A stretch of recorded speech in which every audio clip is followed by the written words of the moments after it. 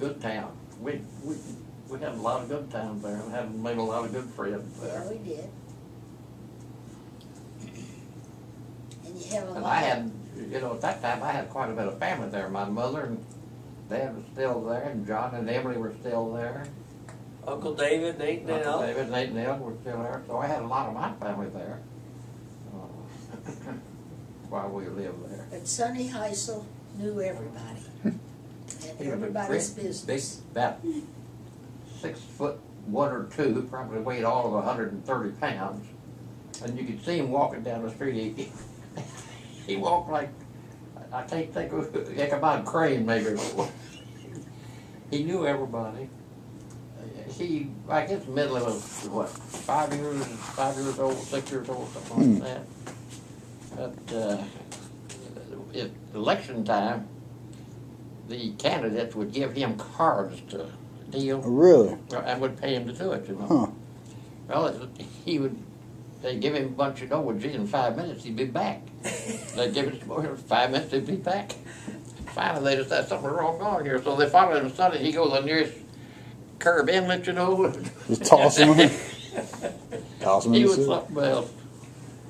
You know, I can't, who was the other village idiot? They used to meet in front of the courthouse sometime. Oh, The two of them used to meet? yeah. And each one hated the other's guts. Everybody met around the courthouse. Oh, yeah. You had the courthouse and you had the 10-cent store here and a drugstore over here. Now, the sheriff of Clark County was a pretty upstanding man, wasn't he? Oh, yeah, on the hardware store, Pete Concrete. Great Concrete. Yeah. Who was Slim? Freeman. What was he? Well, he was. Was he a county official? I don't know that Slim Freeman was a county official. It seems to me that Slim Freeman was kind of an underworld character. It seems to me he was in underworld gambling or bootlegging or something, you know. But he was not one of our outstanding politicians. But is he kin to the other Freemans? No. If there was the other Freeman, Gene Freeman died. Just recently? Well, within 6 months or years. Well, it's small town, you know. Yeah. And That table and those chairs in the kitchen were a gift from Gene Freeman. His grandfather owned a lumber mill in Winchester. His grandfather also was president of the Winchester Bank, the Winchester Bank. And Gene Freeman loved to fly. And he had the money to fly, so he bought a twin-engine airplane. He also, when he was born with a withered hand. This hand had very limited utilization, but he wanted to get a twin-engine rating so he could carry a passenger, you know.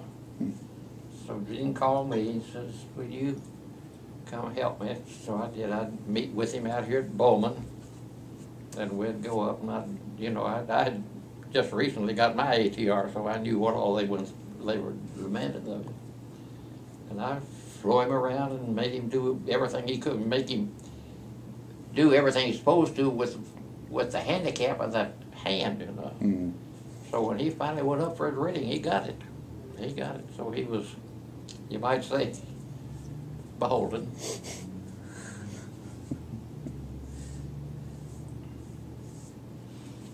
He went with me, you know, when Codell bought the first Commander.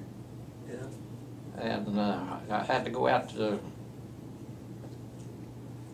Kansas City, I guess it was, or wherever that factory was. Oklahoma City or Oklahoma City, yeah. Bethany? I told Gene Freeman I was going out there to get it, and he said, "I won't go with you," which he did.